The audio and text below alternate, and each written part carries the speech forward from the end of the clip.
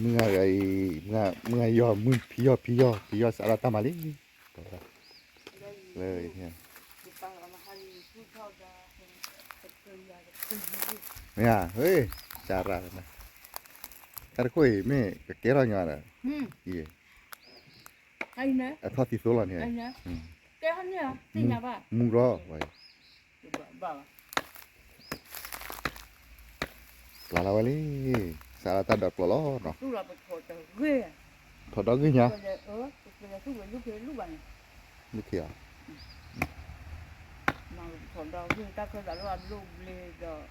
เดี๋ยวชี้หันนี้ละเนาะเว้นแต่โดนเลยเท่าไหร่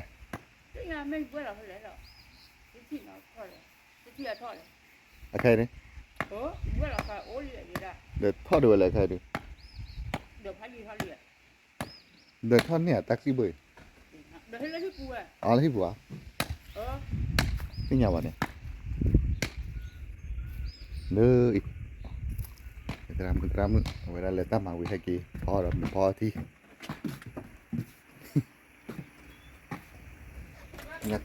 nhạcทีขอญ่าเฮ้ยฮะดีเว้ยแ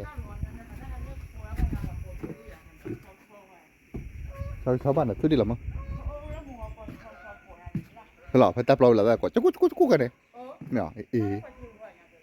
ว่าจีบล้อแล้วบอกด้วยเดี๋ยวนี้ไม่ที่คือดูว่าบ่าวข่าวว่าวะเดี๋ยวว่าขาดน่าเกลียดสิเลยขาใครดูแต่สาววิทย์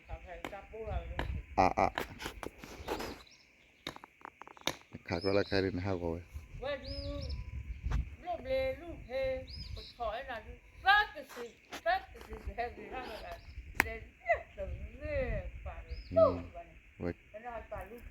เวลาจอดเนี่ยเหรอตาปีตามาลาลีกว่าเถอะ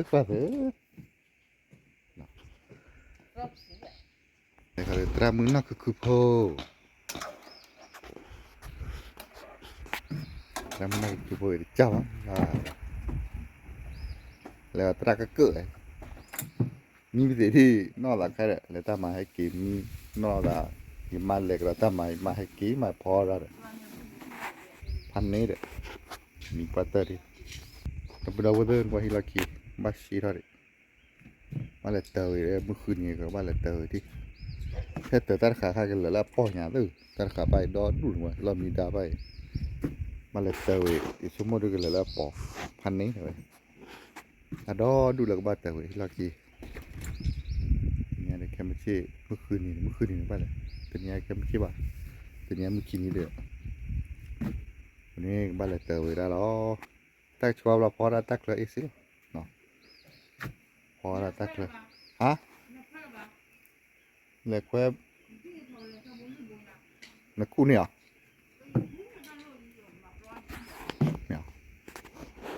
นี่เลยแค่ป้อนเล็กบ้านเล็กร้อยกี่ร้อยนั่นสิเลยเดี๋ยวว่าอะไรแค่ชิคกี้พายเลยไปนี่บ้านเล็กตามาแล้วจะโจ้ให้กี่จีบ้ากี่ก็รอบ้านเล็กตาพิตามานี่ตลาดแต่น้ำมันชะลอเว้ยตลาดแต่น้ำมุลอยเยอะที่ตะมันดาวน์ถอยยังไงเยอะที่มาว่าโซเล่นคอเลสเตอรอลจ้ามาบวชบัวถอยยังเน้นได้ในมาร์เก็ตเน้นได้คอเลสเตอรอลจีละฮัดดูมาต่อเต้าชูกิโลภาษาปออะไรยัยba đua sao là đua sao là chị ni thôi nha à cụ ti lò ba khơi thôi nha đây cuốn hoàn tiền sản này bỏ lọt rồi lấy bí là nó bỏ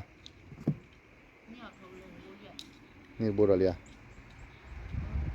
นั่นนักพูดทองเลยสิ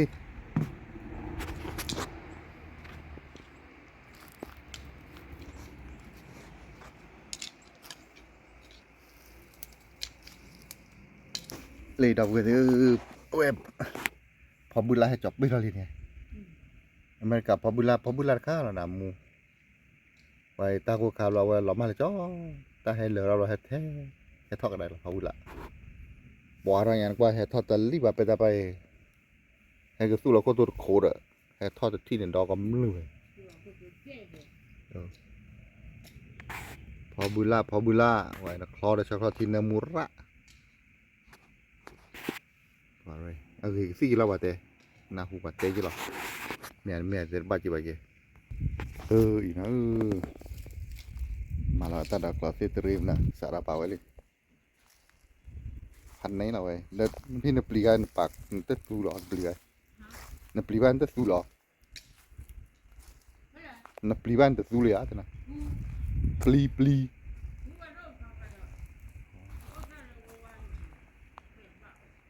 เลยมาแล้วครับวันนี้ไว้กลัวเดี๋ยวว่ามันเลย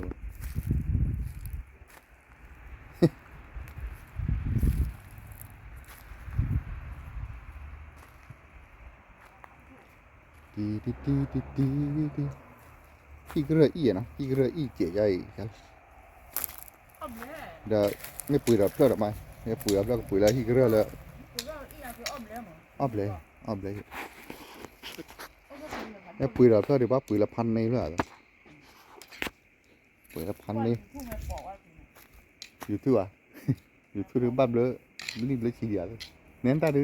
เคลียร์เย็นตาดูแต่ละควาย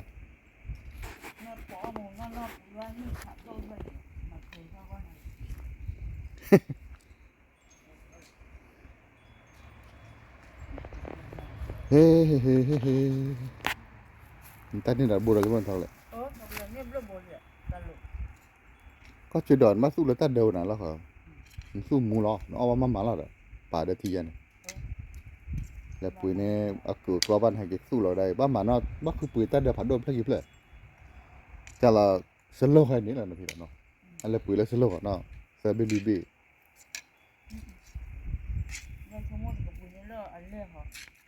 อะไรอ๋อเดี๋ยวตาคันตาหยออะไรตาหยออะไรวะป่าช้าแล้วมั้งอันนี้ป่าเทวเลยพลาได้ตึกอยู่ปะเอาไว้ตะบัตตะโก้เนี่ยบัตตะกุยเนี่ยให้ทอดเคยมาบุกเคยมาจัมเปลินเลยว้าบอกว่าเดี๋ยวตาหวนตัดเนี่ยเลยตามแล้วก็จอแล้วครับแต่ปอมมือเนี่ยนี่แหละที่เราชอบนี่แต่จิกุโลนี่แหละวันที่สั่นหลังว่ามาช่วยเนี่ยมาแต่ถ้ามันเขาจะพอดูอ้อดูว่าเล่นนี่ดิบ้านนักจู่นักมาปลอดอะไรตาเลยปลอดอะไรกูรับเลยพอได้แล้วไง